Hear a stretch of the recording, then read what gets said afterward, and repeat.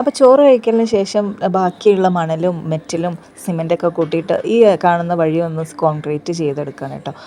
വണ്ടിയൊക്കെ ബൈക്കൊക്കെ ഇറക്കാൻ ഭയങ്കര ബുദ്ധിമുട്ടാണ്, തിന്നലാണ്. മെറ്റലും ഇതെല്ലാം കൂട്ടി മിക്സ് ചെയ്യാൻ വേണ്ടിയിട്ട് കൈക്കോട്ട് മേടിച്ചിട്ട് ഞാനൊന്ന് സഹായിച്ചു കൊടുത്തു കേട്ടോ.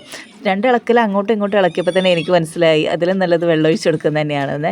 അങ്ങനെ കോൺക്രീറ്റ് ഇടലൊക്കെ കഴിഞ്ഞ് വൈകുന്നേരത്തെ ചായക്കടിക്ക് വേണ്ടിയിട്ടാണ് ചക്കക്കുരു ഉണ്ട ഉണ്ടാക്കുന്നത് കേട്ടോ. അപ്പോൾ ചാനൽ ഇഷ്ടമായവരൊന്ന് ലൈക്ക് ചെയ്ത് സബ്സ്ക്രൈബ് ചെയ്യാൻ മറക്കല്ലേ.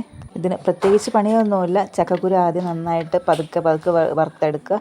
ശേഷം അതിൻ്റെ പുറംതൊലി കളഞ്ഞതിന് ശേഷം ശർക്കരയും തേങ്ങയൊക്കെ കുറച്ച് കൂടുതൽ ചേർത്ത് കഴിഞ്ഞാൽ ഒന്നും കൂടെ നല്ല ടേസ്റ്റ് ആയിരിക്കും. സെയിം അരി കൊണ്ട് ഉണ്ടാക്കുന്നത് പോലെ തന്നെ. ശേഷം ഇതെല്ലാം കൂടെ മിക്സിയിലിട്ട് ഒന്ന് കറക്കി പൊടിച്ചെടുക്കുക. ആദ്യത്തെ ട്രിപ്പ് ഞാൻ ചക്കക്കുരു പൊട്ടിക്കാതെ ഇട്ടു കേട്ടോ. രണ്ടാമത്തെ ട്രിപ്പ് ആയപ്പോഴത്തേക്ക് എനിക്ക് മനസ്സിലായി ഇതിങ്ങനെ പൊടിച്ചെടുത്ത ബ്ലേഡ് പൊട്ടിപ്പോകും. അതുകൊണ്ട് ഞാൻ ചക്കക്കുരു കഷ്ണം മുറിച്ചിട്ടാണ് ഞാൻ രണ്ടാമതൊക്കെ ബാക്കി പൊടിച്ചെടുത്തത്. ശേഷം വേണ്ടവർക്ക് ഇത് ഉണ്ടയാക്കിയെടുക്കുക. ഉമ്മക്ക് ഉണ്ടയാക്കണ്ടെന്ന് പറഞ്ഞതുകൊണ്ട് ഉമ്മ അങ്ങനെ പൊടി വാരി കൊണ്ടുപോയി.